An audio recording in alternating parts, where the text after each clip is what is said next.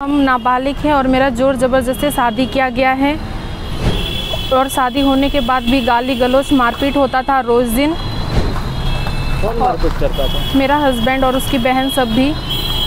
एक तरफ जहां बाल विवाह पर रोक लगाने के लिए भारत सरकार और बिहार सरकार ने कई योजनाएं बनाई हैं और अरबों रुपये इस पर खर्च हो रहे हैं, लेकिन इसका नतीजा जमीनी स्तर पर कुछ भी नहीं है।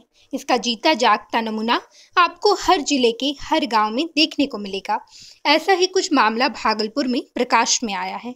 गौरतलब हो कि लोन चुकाने को बेटी की शादी अधेड़ से कर दी गई। नाबालिग बोली, मुझे पढ़ना है, मुझे इंसाफ दिलाओ वरना मैं अपनी जान दे दूंगी। 16 वर्षीय नाबालिग युवती ने सोशल मीडिया पर एक वीडियो भी वायरल किया है, जिसमें साफ तौर पर कह रही है लड़की कि मुझे जबरन मेरे पिता ने लोन चुकाने के लिए मेरी शादी कर दी है और मेरी उम्र 16 वर्ष हो रही है। मेरे पति की 52 वर्ष है। मैं जहां एक तरफ शादी भी नहीं करना चाहती थी, वहीं दूसरी ओर इस तरह का उम्र का फर्क और प्रताड़ना गाली गलौज मेरे से सहन नहीं होगा। अब मैं जिंदा नहीं रहना चाहती। हम आपको बता दें कि अपने सगे पिता ने ही पैसे की लालच में अपने नाबालिग बेटी की शादी करा दी। युवती अभी 16 वर्ष की ही है और पुरुष 52 वर्ष का। युवती झारखंड के गोड्डा के पथरगामा की रहने वाली है। उसकी शादी महज कुछ दिन में हुई है। उसकी शादी जुलाई में जबरन करा दी गई। लोन चुकता करने के लिए पिता ने अपनी 16 वर्षीय बेटी की शादी 50 वर्ष के अधिक उम्र के अधेड़ से कर दी। शादी के बाद पति उसे पिस्तौल का भय दिखाकर शारीरिक संबंध बनाने के लिए मजबूर करता था। किसी तरह वह घर वालों से छिपते हुए वहां से भागकर भागलपुर पहुंची, बड़ी बहन के पास पहुंची और मदद करने की गुहार लगाई। वो झारखंड के गोड्डा जिले की रहने वाली है। इश्क में वो अपनी बहन के यहाँ रह रही है। वो मंगलवार को अपने पति की शिकायत करने के लिए महिला थाना पहुंची, लेकिन महिला पुलिस उसकी मदद नहीं कर रही। लेकिन महिला पुलिस उसकी मदद करने की जगह उसे वहां से भी भगा दी। फिर वो इसाक्षक थाने गई, लेकिन वहां भी इसकी फरियाद नहीं सुनी गई। वो डीआईजी ऑफिस पहुंची, लेकिन वहां भी इसका आवेदन स्वीकार नहीं हुआ। इसके बाद वो अपनी जीवन लीला समाप्त करने के लिए एक वीडियो सोशल मीडिया पर डाली। वो डर के साए में जी रही है। उसे हर समय इस बात का डर सता रहा है कि उसका पति कभी भी आकर उसे जबरन अपने साथ लेकर चला जाएगा। वो उसके साथ नहीं रहना चाहती, वो पढ़ना चाहती है।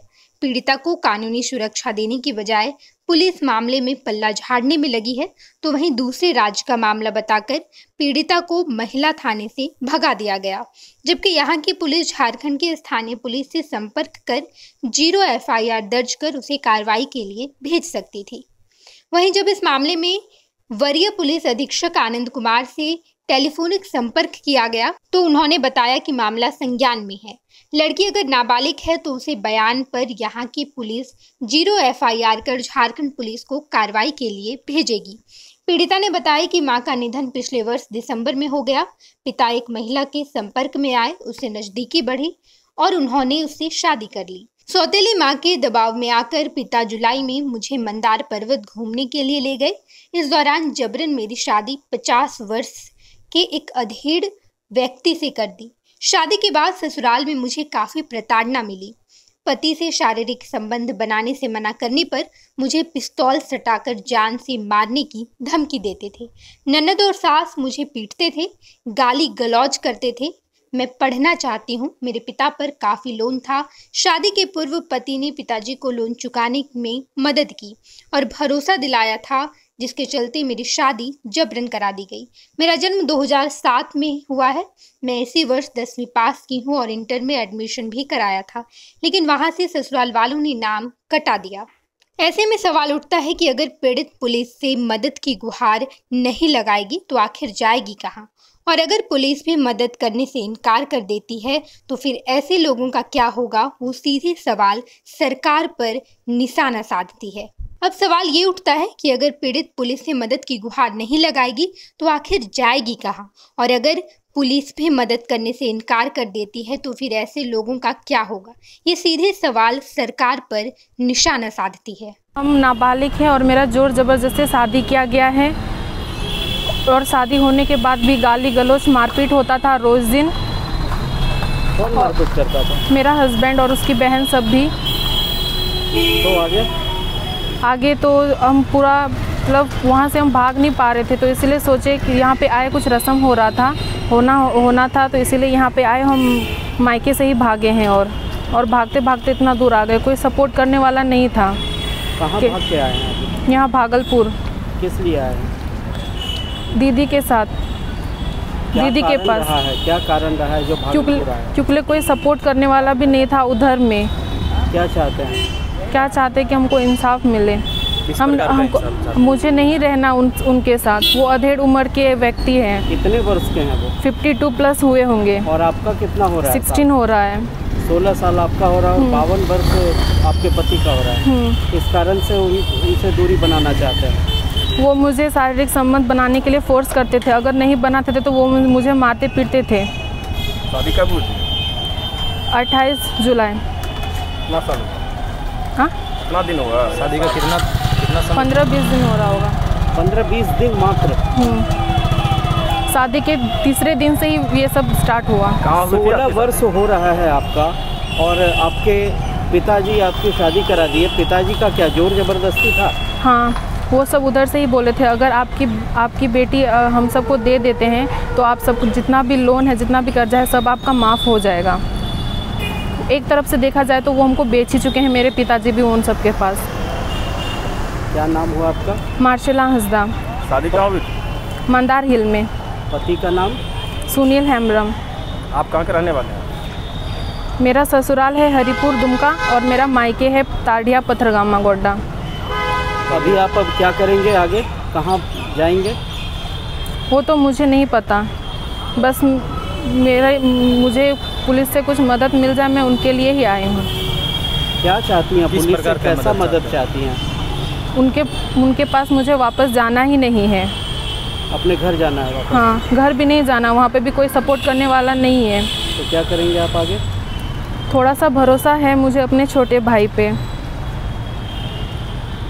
तो भाई के साथ रहना पसंद नहीं है, लेकिन थोड़ा सा है बस, शायद। बोर्ड एग्ज़ाम इसी बार दिए हैं आप? हाँ, बोर्ड एग्ज़ाम इसी बार दिए हैं। और मेरे स्कूल से दिए हैं? संत थॉमस स्कूल गोविंदपुर। और मेरा एडमिशन भी हुआ था DAV स्कूल में 11th के लिए, लेकिन वहाँ से भी मेरा नाम कटवा दिया गया। आगे पढ़ाई भी करना चाह रही हैं? हमको करना है, मुझे करना है। मैंने पहले शादी के पहले ही बोला था कि मुझे शादी नहीं करनी। परिवार बाधक बन रहा है। हाँ। अपना परिचय दीजिए और क्या परेशानी है बताइए तो। मेरा नाम ममता है, मैं इनकी बड़ी बहन हूँ। किनकी नाम बताइए? मार्शेला की बड़ी बहन हूँ। मेरी छोटी बहन मार्शेला है, तो वो मेरी छोटी बहन है। और वो मेरे घर कल रात में आई, डरते हुए भागते हुए किसी तरह। वो बोली कि दीदी मेरा शादी हो गया, ज़बरदस्ती शादी किया गया है और मेरे साथ खूब ज़्यादा जोर ज़बरदस्ती किया जाता है, जान से मारने की धमकी दी जा रही है। सारी बात मुझे बताई। तो ये साल हो रहा है इसका? इनका 16 साल हो रहा है। और इनके हस्बैंड जो हैं, जिनसे शादी हुई है, उनका 50 प्लस कुछ हो रहा है। तो जहाँ तक हमको ये जानकारी दी, तो अब ये बोल रही है कि आप हमको मदद कीजिए, नहीं तो मैं सुसाइड कर लूँगी। इसीलिए हमको मदद करना पड़ा और आज मैं इसकी मदद करी। बोल रही आगे मैं पढ़ना चाहती हूँ और आप मेरी कुछ मदद कर दीजिए। पढ़ाई भी बंद करा दिया? हाँ, पढ़ाई एडमिशन इसका हुआ था, जहाँ तक ये बताई, वहाँ से उसका नाम कटवा दिया गया। पति पढ़ने नहीं देना चाह रहा है? पति पढ़ने नहीं दिया जा रहा है और वो बोल रहा है कि नहीं अब मत पढ़ो। और पापा शादी से पहले इसको इमोशनल ब्लैकमेल किए कि अगर तुम शादी नहीं करोगी तो हम सुसाइड कर लेंगे, फांसी लगा लेंगे, मर जाएंगे या फिर घर से भाग जाएंगे, ये सब बोलते थे। अभी जो इतना प्रक्रिया चल रहा है, शादी करने के बाद पढ़ाई नहीं करने देने वाली बात, कहीं इससे भी तो कहीं प्रेरित होकर ऐसा नहीं किया जा रहा है कि इसे नहीं पढ़ने दिया जाएगा, कुछ ऑफिसर ना बन जाए? अब ये वो लोगों की क्या सोच है ये मैं नहीं बता सकती, लेकिन ये तो कह रही है कि मैं पढ़ना चाह रही हूँ, लेकिन वो लोग मुझे पढ़ने नहीं दे रहे हैं। एज फैक्टर भी बड़ा फैक्टर। हाँ, बहुत ज़्यादा। और नाबालिग भी है, अभी तो इसकी शादी की उम्र भी नहीं है और ये पढ़ना चाहती है, पढ़ने भी नहीं दिया गया। और बोलती है कि ससुराल में इसको बंद करके रखा जाता है कैदी की तरह, बस 2 टाइम खाना मिलता है और कोई आज़ादी नहीं है। और इसके साथ अभी क्या करेंगे आप? अब मैं इसको यहाँ सौंप दूँगी महिला थाना में, इसके बाद यहाँ से कुछ किया जाए इसकी मदद। जान से मारने की पिस्टल हथियारों का? हाँ। क्या है बताइए? पिस्टल दिखाया जाता था इसको कि मतलब तुम मेरे जो हम चाहते हैं वो तुम करो, नहीं तो तुमको जान से मार देंगे। आपराधिक तत्व के व्यक्ति हैं इनके पति क्या? हाँ, थोड़ा सा सुनने में आया है ऐसा, और ये भी बताई है। नाम क्या आपका? मेरा ममता। पति के साथ आप परेशान हैं, पति क्या आपके साथ परेशानी करते, क्या परेशान कर रहे हैं वो? शादी के तीसरे दिन ही वो मुझे फोर्स कर रहे थे शारीरिक संबंध बनाने के लिए, लेकिन मैंने मना कर दिया। तो उस दिन मुझे उसकी बहन सबसे मारपीट हुआ, मुझे मारा और बेल्ट भी दिखाया और पिस्टल भी दिखाते थे और जोर ज़बरदस्ती हर रोज़ होता था मेरे साथ। पिस्टल, इसका मतलब आपके पति के पास पिस्टल भी है? हाँ है। हथियार भी रखते हैं? हाँ है। कैसे प्रवृत्ति के व्यक्ति हैं वो? आपराधिक प्रवृत्ति के हैं क्या? शायद हो सकते हैं। उतना बात नहीं बताते थे हमको, पूछते तो फिर भी नहीं बताते थे, लेकिन पिस्टल रखते थे। हाँ, रखते और धमकी भी देते थे यहाँ माथा में रख करके, माथे में सटा करके। हाँ, कपड़ा खोलो ना तो मार देंगे। जोर जबरदस्ती करते थे बहुत।